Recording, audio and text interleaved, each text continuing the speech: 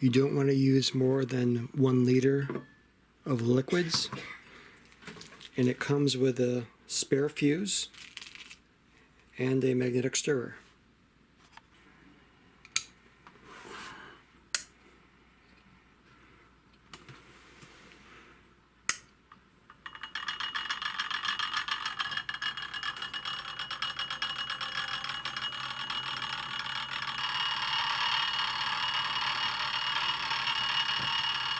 You can use a regular analog thermometer, or you can use a digital probe. Just adjust it to the height that you want it.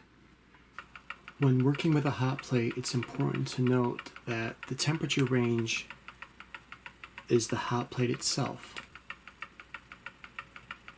The container will never get to that exact temperature. So this is about 85 degrees. The hot plate itself is 175. We're going to lose all this heat to the air. So when you look at the range and the specs for a hot plate, please note that is the temperature range of the hot plate top.